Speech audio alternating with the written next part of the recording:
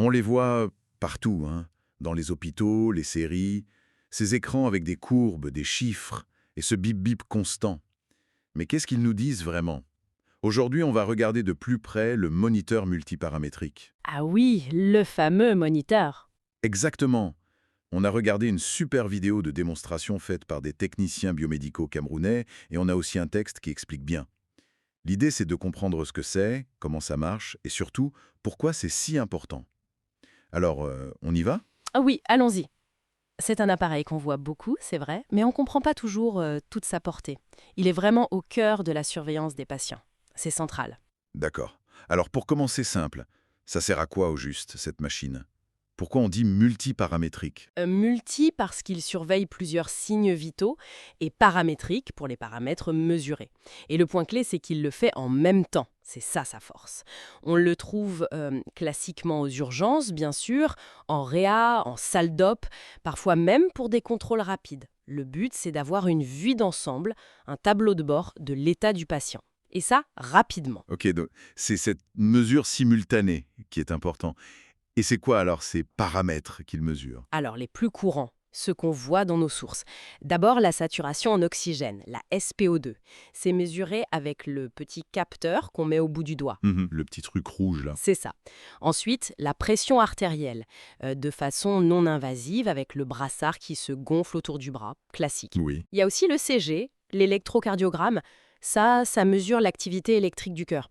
On utilise des électrodes qu'on colle sur la poitrine. La vidéo montrait bien comment les placer d'ailleurs. Ah oui, avec les câbles de différentes couleurs. Exactement.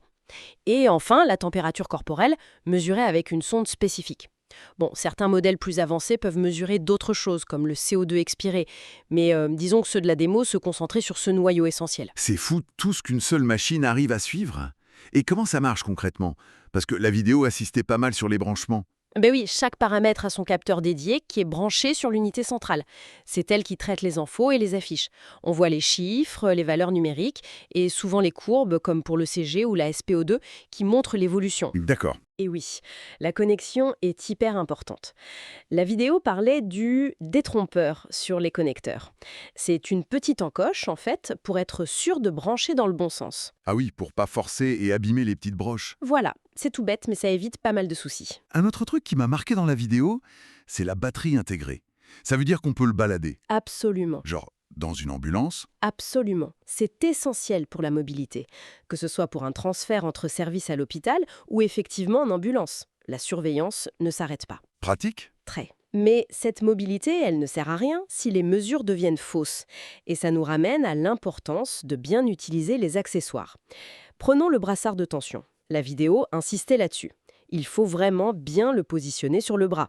Ni trop haut, ni trop bas, ni trop serré, ni trop lâche. Sinon, la mesure est faussée. C'est ça? Exactement. Une petite erreur de placement et le chiffre affiché ne veut plus dire grand-chose. C'est critique. Mobilité, précision.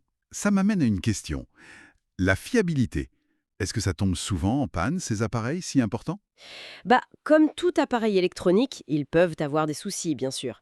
Mais les sources mentionnaient que pas mal de pannes sont assez simples, finalement. Un fusible qui grille, par exemple. C'est juste une protection, ça se change facilement. D'accord. Un câble d'alimentation qui est abîmé à force d'être manipulé.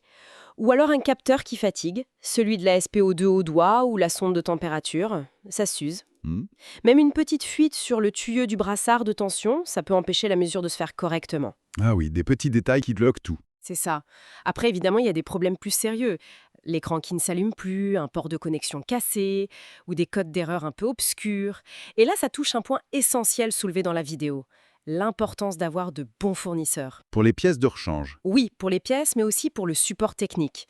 Avoir les manuels de maintenance, pouvoir obtenir de l'aide pour diagnostiquer une erreur, c'est fondamental. C'est pas juste une question technique, c'est la sécurité du patient qui est en jeu au final. Donc, si je résume, c'est un appareil clé pour voir l'état général du patient d'un seul coup d'œil. Mais sa fiabilité dépend autant de la machine elle-même que de la façon dont on s'en sert, dont on place les capteurs et de la maintenance derrière. Qu'est-ce que ça nous dit au fond? Ça nous dit que ce moniteur, c'est bien plus qu'un écran qui bip. C'est une fenêtre vitale sur l'état du patient, une interface essentielle entre lui et l'équipe soignante. Et sa performance, elle repose sur tout un ensemble. La qualité de l'appareil, bien sûr, mais aussi la compétence des infirmiers, des médecins qui lisent les données et l'expertise, souvent invisible, des techniciens biomédicaux qui s'assurent que ça fonctionne H24. Alors la prochaine fois qu'on entendra ce bip familier, peut-être qu'on pensera un peu différemment à ces courbes, à ces chiffres. On pourrait se demander quelle histoire ils racontent tous ensemble et aussi penser à ceux qui, en coulisses, veillent à ce que cette fenêtre reste toujours bien ouverte et bien claire.